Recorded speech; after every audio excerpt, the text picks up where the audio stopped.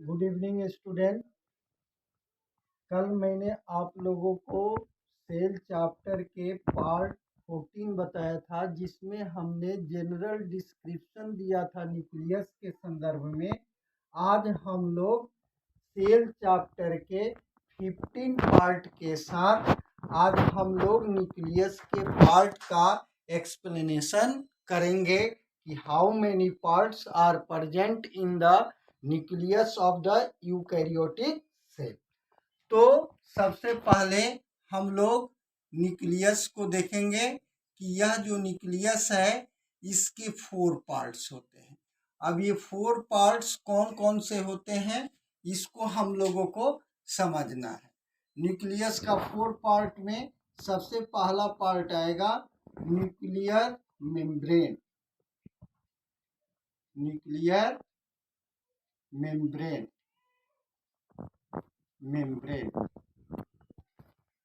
Nuclear membrane. और दूसरा part आएगा न्यूक्लियोप्लाज्म।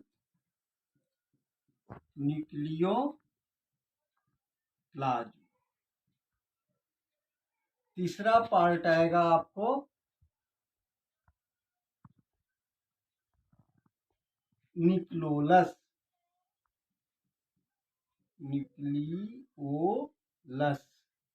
और फोर्थ पार्ट जो है वो न्यूक्लियस का आएगा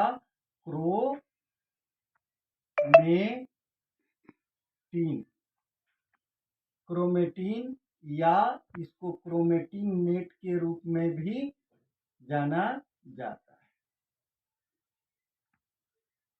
अब यहाँ पर इसको अगर हम फिगर के माध्यम से समझें कि यह न्यूक्लियस के चारों जो पार्ट हैं, न्यूक्लियर मेम्ब्रेन, न्यूक्लियोप्लाज्म और न्यूक्लियोलस एंड क्रोमेटिन, तो सबसे पहले हम न्यूक्लियस को ड्रॉ करेंगे।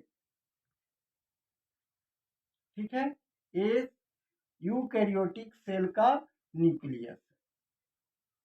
अब इस यूकैरियोटिक न्यूक्लियस के चारों तरफ डबल मेम्ब्रेन होता है। यानी न्यूक्लियर मेम्ब्रेन जो है ये क्या होगा, डीएम होगा, डबल मेम्ब्रेनस होगा ये। अब इस डबल मेम्ब्रेनस में हम लोगों को ध्यान देना है, ये डबल मेम्ब्रेन स्ट्रक्चर होगा। डबल मेम्ब्रेन में क्या होगा, इनर आउटर मेम्ब्रेन होगा। ओके। न्यूक्लियर मेम्ब्रेन जो है ये डबल मेम्ब्रेनस स्ट्रक्चर है, यानी इसको हम लोग क्या कहेंगे, डबल मेम्ब्रेन का ये बना होता है। डबल मेम्ब्रेन का बना होता है। अब इस डबल मेम्ब्रेन में क्या होगा, पहला मेम्ब्रेन आउटर मेम्ब्रेन होगा, आउटर मेम्ब्रेन, और दूसरा होगा इनर मेम्ब्रेन।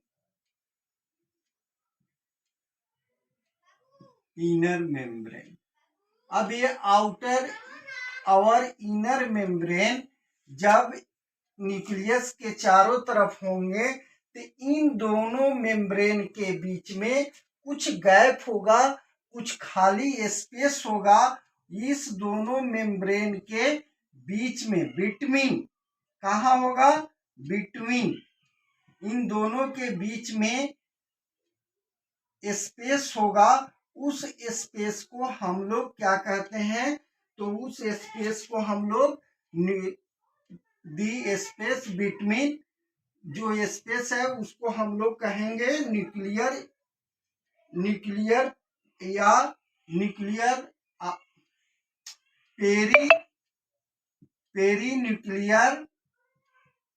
पेरीन्यूक्लियर स्पेस के नाम से हम लोग जानते हैं। जब यह दो स्ट्रक्चर फर्स्ट, सेकेंड और थर्ड, यह स्ट्रक्चर जब मिल जाता है तो इस स्ट्रक्चर को हम लोग क्या कहेंगे, इन तीनों स्ट्रक्चर एक साथ जब मिल जाता है यानी तब इसको हम लोग न्यूक्लियर इन्वेलप के नाम से जानते हैं। क्या जानते हैं इसको हम लोग? न्यूक्लियर इन्वेलप के नाम से जानते हैं। इन्वेलप के नाम से जानते हैं। एक बार और फिर समझ लीजिए इस फिगर पर कि न्यूक्लियर मेम्ब्रेन कैसा स्ट्रक्चर होगा। तो ये डबल मेम्ब्रेनस स्ट्रक्चर होगा। इसमें एक आउटर मेम्ब्रेन होगा, एक इनर मेम्ब्रेन होगा। इन दोनों आउटर और इनर मेम्ब्रेन के बीच में यानी बिटवीन स्पेस प्रेजेंट रहता है, यानी वैकेंट स्पेस रहता है, खाली जगह रहता है। उस जगह को या स्पेस को हम लोग पेरीन्यूक्लियर स्पेस के नाम से जानते हैं। तो आउटर, इनर और पेरीन्यूक्लियर स्पेस जब ये तीनों एक साथ मिल जाता है तो इसी को हम लोग न्यूक्लियर इन्वेलप के नाम से जानेंगे। जैसे कि यहाँ देखिए ये आउटर मेम्ब्रेन हो गया और यह जो है इनर मेम्ब्रेन हो गया। इस दोनों के बीच में यह जो वैकेंट स्पेस है इसी को हम लोग पेरीन्यूक्लियर स्पेस कहेंगे। क्या कहेंगे? पेरीन्यूक्लियर स्पेस कहेंगे। अब यह आउटर हो गया, ये इनर हो गया। अब इन्हीं तीनों को एक साथ कंबाइंड रूप से हम लोग न्यूक्लियर इन्वेलप के नाम से जानेंगे। न्यूक्लियर इन्वेलप कहेंगे। क्या कहेंगे? न्यूक्लियर इन्वेलप कहेंगे। बात समझ में आ गई? अब ये न्यूक्लियर मेम्ब्रेन का, न्यूक्लियस का जो ये फर्स्ट पार्ट है न्यूक्लियर मेम्ब्रेन, अब इसका क्या फंक्शन होगा? तो इसका फंक्शन क्या है? इसका फंक्शन क्या होगा? न्यूक्लियस को कवर करना यानी कवरिंग वर्क करेगा। ये कवरिंग का काम करेगा न्यूक्लियस का। तो इसका ये फंक्शन हो गया। अब हम लोग न्यूक्लियस के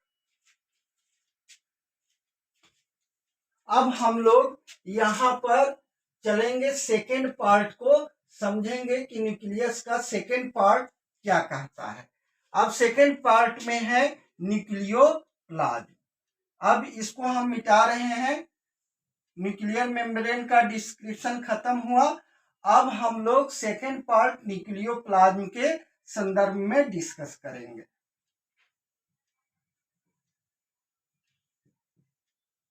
सेकेंड पार्ट में है आपको न्यूक्लियोप्लाज्म और इसका दूसरा नाम है न्यूक्लियर शेप के भी नाम से हम लोग इसको जानते हैं। क्या जानते हैं? न्यूक्लियर शेप के रूप में भी हम लोग जानते हैं। अब न्यूक्लियर शेप के विषय में हम क्या जानते हैं? तो न्यूक्लियर शेप जो है, अब यह न्यूक्लियोप्लाज्म, कल ही मैंने बताया था जहां भी प्लाज्म लिखा रहे यहां पर देखिए न्यूक्लियोप्लाज्म यहाँ दो टर्म है, एक है न्यूक्लियो और दूसरा है प्लाज्म। तो न्यूक्लियो मतलब क्या हो गया? न्यूक्लियस, और प्लाज्म मतलब क्या हो गया? वाटर लाइक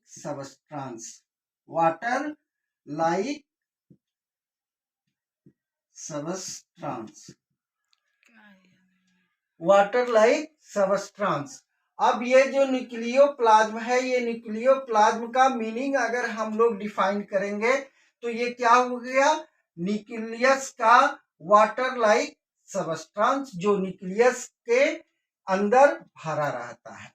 अब यह इसका केमिकली अगर कंपोजिशन देखेंगे, ये न्यूक्लियर शेप या इसको केमिकल ढंग से अगर हम समझेंगे तो केमिकल के रूप में हम क्या देखेंगे कि इसके पास क्या क्या होता है? तो पहला चीज होता है न्यूक्लिक एसिड।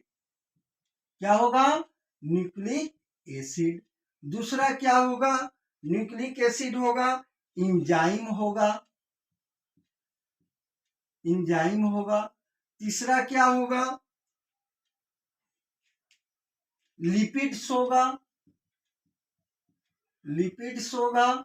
चौथा क्या होगा? प्रोटीन होगा, प्रोटीन होगा चौथा। और मिनरल्स होगा पांचवा, पांचवा क्या होगा?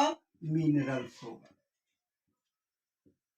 अब इस प्रोटीन में दो तरह का प्रोटीन होगा, एक हिस्टोनिक प्रोटीन होगा, histrionic and non histrionic, histrionic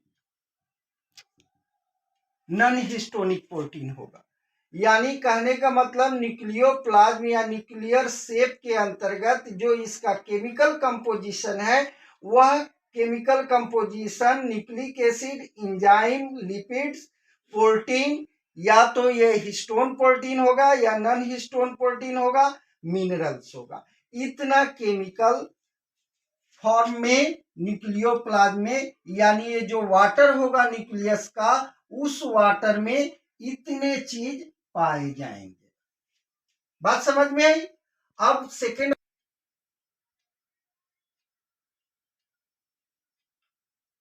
अब यह केमिकल कंपोजिशन हो गया न्यूक्लियोप्लाज्म का यानी न्यूक्लियर शेप का। अब इसके अलावा न्यूक्लियर शेप में कुछ स्ट्रक्चर पाए जाते हैं। स्ट्रक्चर, स्ट्रक्चर यानी संरचना।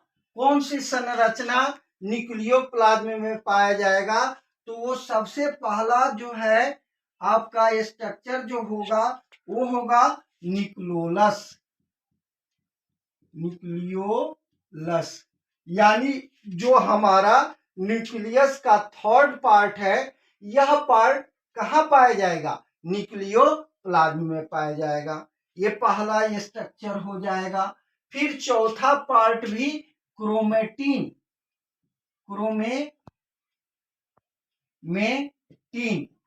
ये क्वेश्चन बार बार पूछी जाती है कि what is the position of the nucleolus and chromatin in the nucleus.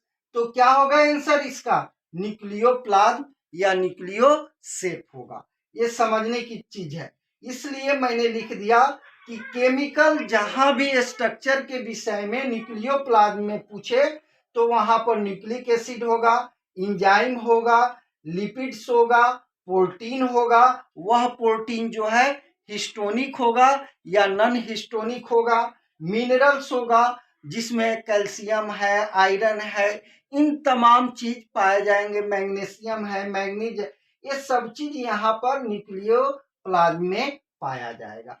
अब इसका फंक्शन क्या होगा? तो इसका फंक्शन है इंजाइम को एक्टिवेट करना। पहला क्या है? एक्टिवेशन। फंक्शन क्या होगा? Function, function of nucleoplasm, nucleoplasm. अब ये न्यूक्लियोप्लाज्म पहला क्या करेगा? इंजाइम को एक्टिवेट करेगा। इंजाइम एक्टिवेशन, एक्टिवेशन यानी इंजाइम को एक्टिवेट करेगा। दूसरा काम क्या करेगा? ये डीएनए आरएनए का फॉर्मेशन करेगा। दूसरा क्या है? DNA RNA are formed by DNA and RNA का फॉर्मेशन करेगा, फॉर्मेशन करेगा, डीएनए आरएनए का फॉर्मेशन करेगा। उसके अलावा राइबोसोमल सब यूनिट का भी फॉर्मेशन करेगा। यानी ये तीन काम हो गया। अब न्यूक्लियोप्लाज्म को एक बार आप लोग फिर से समझ लीजिए। न्यूक्लियोप्लाज्म का बेसिक मीनिंग क्या हो गया? A type of the water which are present in the nucleus that is called nucleoplasm या न्यूक्लियोसेप। उसका केमिकल कंपोजिशन क्या होगा? तो न्यूक्लिक एसिड होगा, इंजाइम होगा, लिपिड्स होगा, प्रोटीन होगा। जो protein histonic and non histonic के रूप में होगा, मिनरल्स होगा। अब इसके न्यूक्लियोप्लाज्म में दो तरह का स्ट्रक्चर पाया जाएगा जो कि न्यूक्लियस का ही पार्ट है, न्यूक्लियोलस और क्रोमेटिन। अब ये न्यूक्लियोलस और क्रोमेटिन टू स्ट्रक्चर कहाँ पाए जाएंगे? न्यूक्लियोप्लाज्म में। यह फंक्शन क्या करेगा? तो न्यूक्लियोप्लाज्म का फंक्शन है एंजाइम को एक्टिवेट करना, डीएनए आरएनए का फॉर्मेशन करना और राइबोसोमल सब यूनिट का फॉर्मेशन करना। अब यहाँ पर हम लोग न्यूक्लियस के दो पार्ट को समझ लिए। अब इसको मैं इरेजर कर रहा हूं, इरेजिंग, इसको मिटा रहा हूं।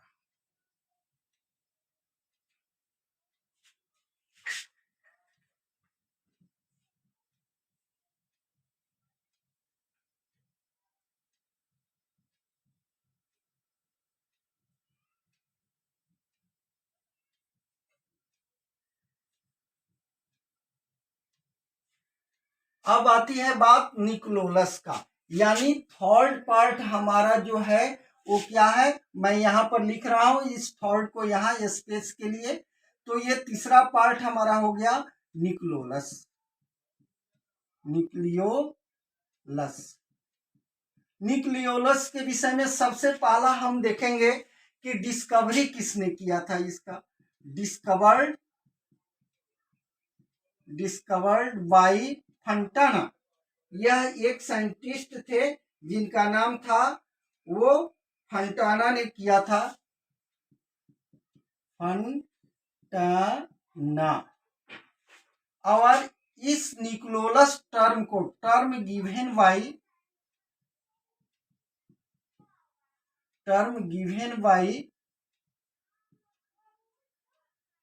गिवन बाय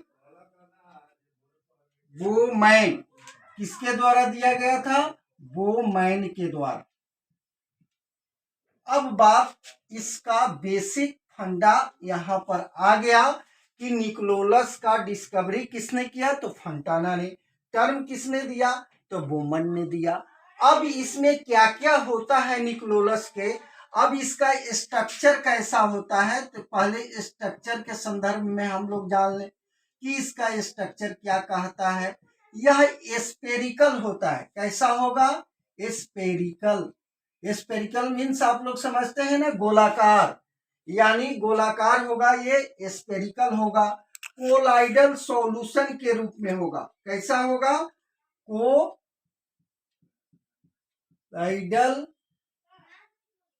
कोलाइडल होगा। यह कैसा स्ट्रक्चर होगा? ये स्पेरिकल कोलाइडल मटेरियल के रूप में होगा। कोलाइडल एंड यहाँ पर एक शब्द जोड़ दे रहे हैं, नहीं तो एक दूसरे पॉइंट के रूप में ही आ जाएगा। Spherical colloidal non membranous structure. क्या कहेंगे? Non membranous structure. क्या कहेंगे इसको? नॉन मेम्ब्रेनस स्ट्रक्चर कहेंगे। यानी इसमें कोई भी मेम्ब्रेन नहीं होता है। अब इसको थोड़ा सा आप लोग फिगर के रूप में समझ लीजिए। ये न्यूक्लियस है हमारा और ये न्यूक्लियस का डबल मेम्ब्रेन है। अब इसमें यह स्पेरिकल कोलाइडल, यानी कहने का मतलब जेली लाइक सबस्टांस का, यानी कंडेंस फॉर्म में ये बना हुआ होगा।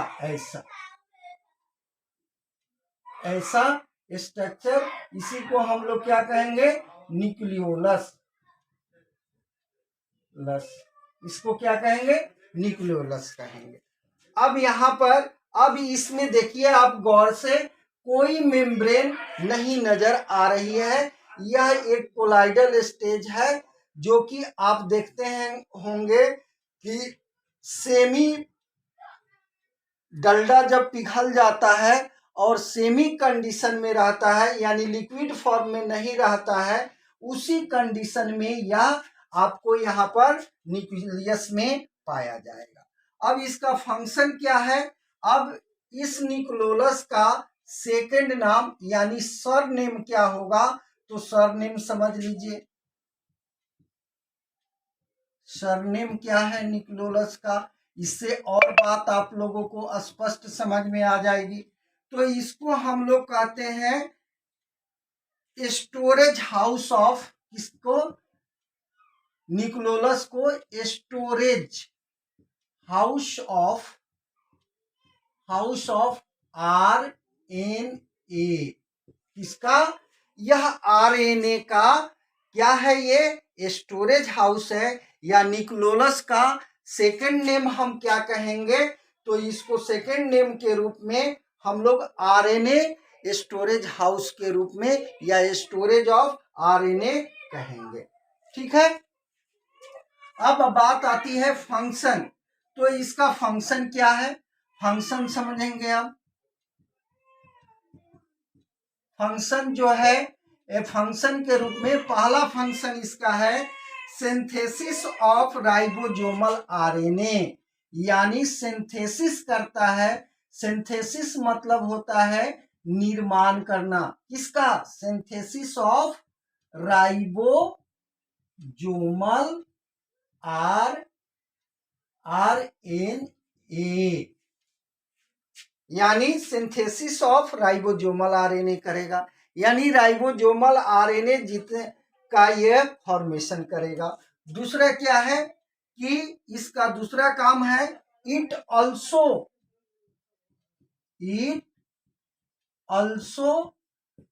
Help in cell division. It also help in cell, पहले जाने। अब आप लोग एक बार निकोलस को पूर्ण रूपेणे समझ लीजिए। पहला बात यहाँ निकोलस के रूप में क्या आया कि इसका डिस्कवरी किसने किया था, तो फंटाना ने किया था। निकोलस टर्म किसने दिया था, तो बोमन ने दिया था। यह कैसा स्ट्रक्चर होता है न्यूक्लियस में, तो ये स्फेरिकल कोलाइडल स्ट्रक्चर होता है, नॉन मेम्ब्रेनस, यानी कहने का मतलब इसमें किसी तरह का मेम्ब्रेन नहीं पाया जाता है। अब इसका सरनेम क्या है, तो इसका सरनेम है स्टोरेज हाउस ऑफ आरएनए। इसको आप लोग याद रखिएगा। पूछता है कि which cell nucleus part is also called storage house of RNA. वहां पर न्यूक्लियोलस दे देगा, क्रोमेटिन दे देगा, न्यूक्लियोप्लाज्म दे देगा। तो इन तमाम चीजों को समझने के लिए आपको ये चीज याद रखना पड़ेगा, ये सेंटेंस को ये याद रखना होगा। फंक्शन के रूप में ये क्या करेगा, राइबोसोमल आरएनए का निर्माण करेगा और यह सेल डिवीजन में भी सहायता करता है या पार्टिसिपेंट करता है। अब हम लोग फोर्थ पार्ट पढ़ेंगे, न्यूक्लियस के fourth part.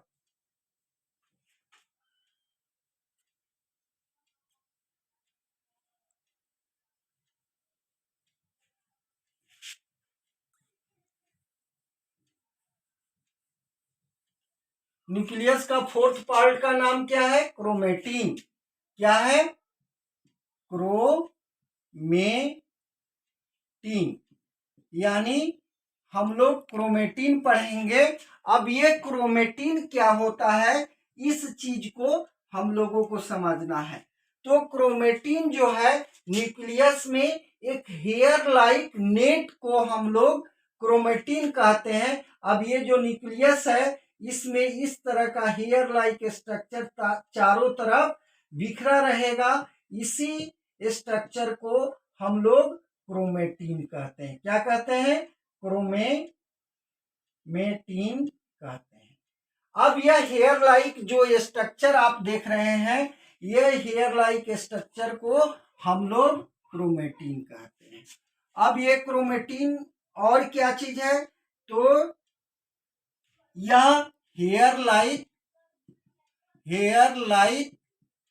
Like net structure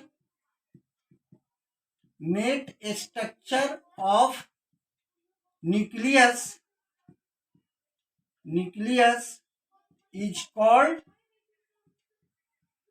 chromatin called chromatin. यानी हम लोग हेयर लाइक जो स्ट्रक्चर न्यूक्लियस में ऑब्जर्व करते हैं वही स्ट्रक्चर को हम लोग क्रोमेटिन कहते हैं। जो देखिए यहाँ पर ये जो दिखाई दे रहा है हेयर लाइक जो नेट स्ट्रक्चर बना रहा है न्यूक्लियस के अंतर्गत, इसी को हम लोग क्रोमेटिन कहते हैं। अब बात आती है क्रोमेटिन के विषय में।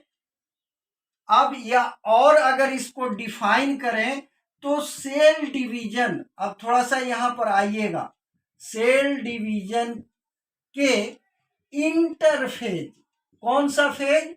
इंटरफेज।